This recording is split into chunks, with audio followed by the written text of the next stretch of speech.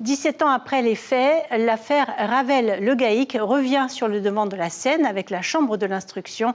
Les magistrats doivent valider ou non 7 non-lieux rendus dans le second volet du dossier.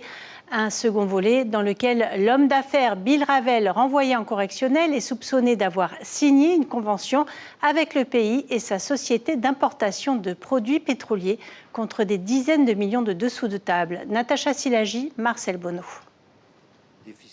Il y a d'abord l'affaire Ravel-Le Gaïc, dans laquelle le patron de Petrocéan et le syndicaliste ont été condamnés à du sursis avec aménagement de peine pour corruption et achat de paix sociale. Ils ont fait appel. Mais il y a aussi le second volet du dossier plus politique, une convention signée entre le pays et la société Petrocéan de Bill Ravel en 2006, moyennant des versements de plusieurs millions de francs pacifiques à des hommes politiques. On a un contrat qui est particulier, c'est le contrat qui est relatif à l'acheminement et du pétrole en Polynésie et à sa distribution. Et c'est un contrat qui est établi sur une période de 5 ans, qui est renouvelable et qu'on veut faire perdurer. Donc où forcément il y aura des avenants et qui va s'exécuter dans le temps. Le projet du catamaran King Tamatoa aurait bénéficié des mêmes avantages grâce au même système. 7 personnes impliquées dans ce second volet de l'affaire, dont Jean-Christophe Bouissou ou encore l'ancien ministre de l'équipement indépendantiste James Salmon, ont bénéficié d'un non-lieu. La Chambre de l'instruction doit confirmer ou pas. Il a été démontré qu'il n'y a pas de charge suffisante. On fait des rapprochements abusifs, aléatoires, les dates ne correspondent pas.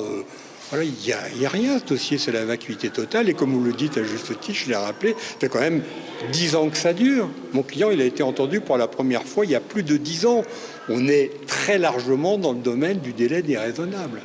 L'homme d'affaires Bill Ravel et l'ex-conseiller technique de James Salmon, Gaston Tétouanoui, sont eux toujours renvoyés devant le tribunal correctionnel. Mon client conteste de toute façon tous les faits qui lui sont reprochés. Donc ça, c'est une réalité, c'est une constance et le contestera toujours.